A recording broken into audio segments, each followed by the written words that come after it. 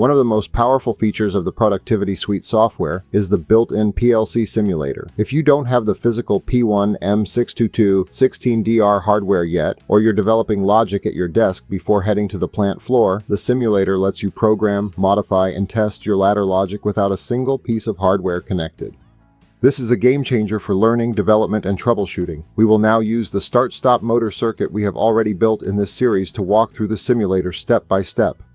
You'll see how easy it is to run your program virtually, toggle inputs in real time, and verify your logic is working correctly before you ever touch the physical hardware.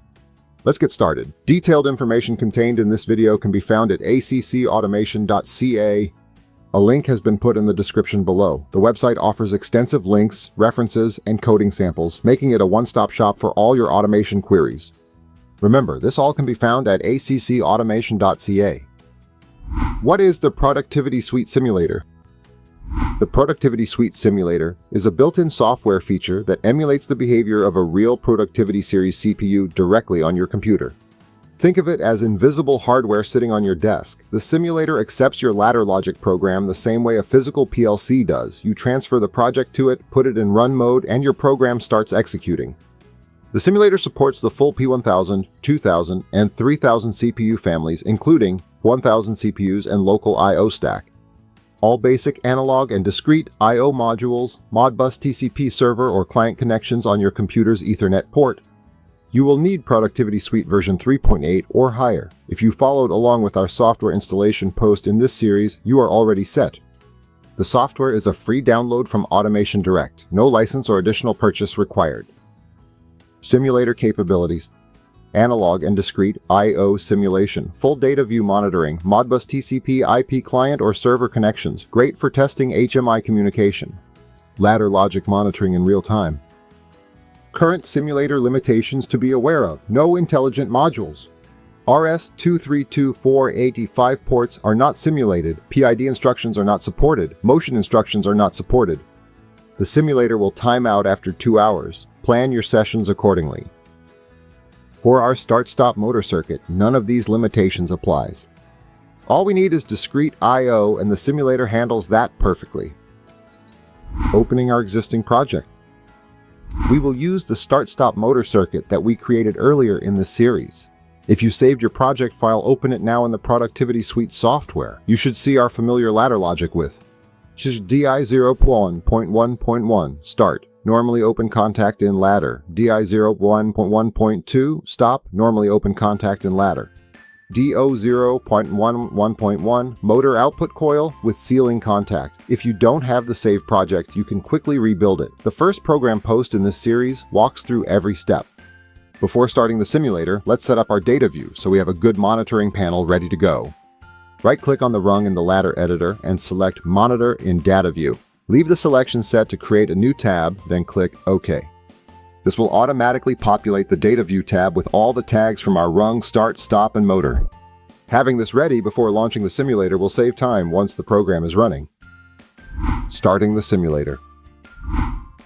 With the project open and Data View set up, we are ready to launch the simulator. There are 2 ways to do this.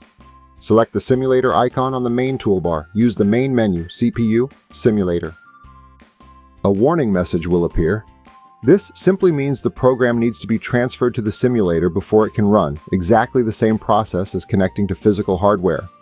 Select OK. You will notice the status bar at the bottom of the screen now shows that you are online with the PLC simulator SIM. The toolbar icons will reflect an online connection. Transferring the program to the simulator. Just like a real PLC, the simulator needs the program transferred to it before it can run. Select the Transfer Project to CPU icon on the toolbar, or use the main menu, File, Transfer Project to CPU. The Transfer dialog will appear and the program will download to the simulator. This is the same process you would follow with the physical P1-M622-16DR connected over USB-C or Ethernet, a great habit to build. Once the transfer is complete, click on the ladder logic window and select Monitor to enable live ladder monitoring. Putting the simulator in run mode. Now select the run icon on the toolbar or go to CPU Run. A confirmation window will appear asking if you want to place the PLC simulator into run mode. Click Yes. Your ladder logic is now executing in the simulator. Watch the ladder editor. You will see the contacts and coils display their current states just as they would with real hardware connected.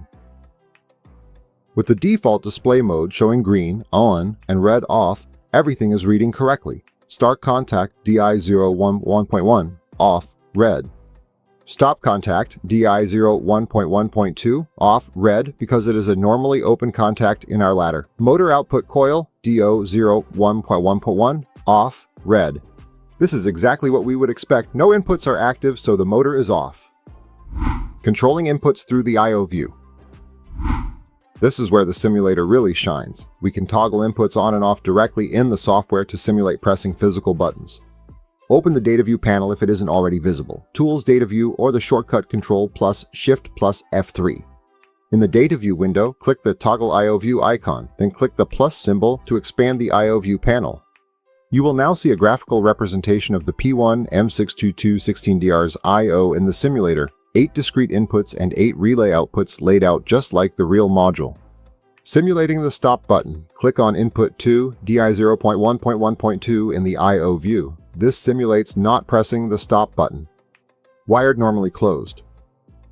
Simulating the start button, click on Input 1, DI01.1.1 in the I/O view. This simulates pressing the start button. Watch the ladder logic window. The start contact turns green, on. The motor output coil energizes, turns green. The ceiling contact, DO0.1.1.1 in the second branch, also turns green, latching the circuit. Now click Input 1 again to release it, simulating letting go of the start button. The motor output remains on. The ceiling contact is doing its job, holding the circuit energized exactly as it would in the real wiring scenario.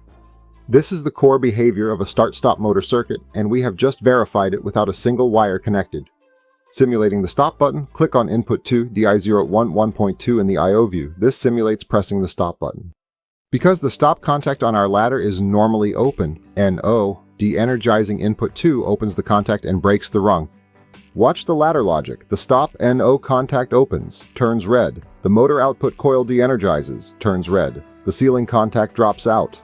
Click Input 2 again to release the stop button. The circuit is now back in its normal state, ready to start again. The motor remains off until start is pressed. Using Data View to monitor and modify. The Data View tab we created earlier gives us an organized view of all 3 tags. You can also toggle inputs directly from the Data View by checking the Edit box next to a tag and clicking Send Edit AS. This is another way to drive inputs in the simulator, and it works well when you want to control specific tags by name rather than clicking graphical I/O points. This flexibility is one of the strengths of the Productivity Suite simulator. Multiple ways to interact with your program, whichever suits your workflow. Making program changes while using the simulator. One of the best uses of the simulator is testing program modifications before deploying them to our physical hardware. Let's say we wanted to test changing the stop button input to normally closed in our circuit. Here's the workflow. Go offline from the simulator by clicking the offline icon or CPU offline. Make your ladder logic changes in the editor. We will change the stop from normally open back to normally closed. Save the program. Restart the simulator, CPU simulator, transfer the updated program, file, transfer project to CPU. Put it back and run, CPU, run, test your changes. This is a fast, risk-free way to iterate on your code. No hardware is at risk, no process gets interrupted, and you build confidence in your changes before they go live. In a real industrial environment, this kind of pre-testing is invaluable. The simulator supports online editing in the same way as the physical P1-M622-16DR. This means you can modify your ladder logic while the simulator is running and transfer the changes without stopping the program scan. This is a great way to practice the online editing workflow in a safe environment before using it on live hardware. We will demonstrate by adding a second start button input, DI01.1.3, in parallel with our existing start contact. We will also change the stop contact back to normally open. Steps. With the simulator running and the program in run mode, make changes in the ladder diagram. We will change the stop normally closed contact back to the normally open contact.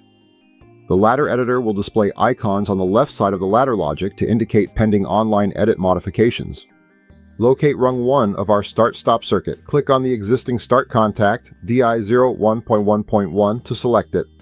Add a new normally open contact in parallel below the start contact, assign it the tag DI0.1.1.3, and give it a description of Start 2. Your rung should now show both DI0.11.1 and DI0.11.3 as parallel start inputs with the ceiling contact. Save your program. Select the Runtime Transfer icon on the toolbar, or go to File, Transfer Project, Runtime Transfer. A confirmation window will appear. Click Yes. The updated ladder logic transfers to the simulator while the scan continues running. The icons next to the rungs have been removed, indicating that the changes are now live. Test the change. In the I/O view, click Input 3, DI0.1.1.3. The motor output should energize, proving the second start input is working. Click Input 3 again to release it. The motor stays on due to the ceiling contact. Click Input 2, DI0.1.1.2 to activate stop. The motor turns off. The circuit now has 2 start inputs, and we made that change without stopping the simulator. This is exactly the same workflow you would use on the physical PLC. Practicing it here first builds the confidence to do it safely on a running machine. If you are enjoying this video, please hit the like button below. Keeping up with all the latest automation innovations can be difficult, so hit the subscribe button. Remember to hit the bell beside your subscription to receive the notifications. Stopping the simulator and returning to hardware. When you are finished with the simulator, click the offline icon or select CPU, offline from the main menu. The connection to the simulator will close. Important: after disconnecting from the simulator, the software will remember it as the last connection. When you are ready to connect to the physical P1-M622-16DR, you must select Choose CPU from the toolbar. This will open the CPU Connections window, where your physical PLC will be listed if it is connected via USB-C or Ethernet. Select your PLC and click Connect. If the program in your physical PLC is different from the one currently open in the software, a Project Differences window will appear. Select No. Use PC Project to keep the version you developed and tested in the simulator. Then transfer the project to the hardware using the same transfer project to CPU step as before. Your thoroughly tested program is now running on the real hardware. Why use the simulator? If you take nothing else away from this video, remember these 3 scenarios where the simulator is worth its weight in gold. 1. You don't have the hardware yet. Hardware lead times happen. Use the simulator to develop and test your complete program so that when the P1-M622-16DR arrives, commissioning is a matter of hours, not days. 2. You want to test a change on a live system. Use the simulator to verify the logic change first. When you're confident it's correct, go to the physical hardware and use online editing, as we covered in our last post, to deploy it. 3. You're learning. The simulator is the perfect environment for students and new PLC programmers. Make mistakes, experiment, and understand how the logic behaves without any consequences. This series is built on that philosophy. Next time, we will look at the tag database and numbering systems in the Productivity Mini PLC P1-M622-16DR. The Productivity Mini PLC series from Automation Direct, and specifically the P1-M622-16DR, is a compact powerhouse that packs serious capability into a surprisingly small footprint. To see our first ladder logic, click here to build digital twins of 3D virtual machinery, test control logic, and learn automation without expensive hardware using Machine Simulator.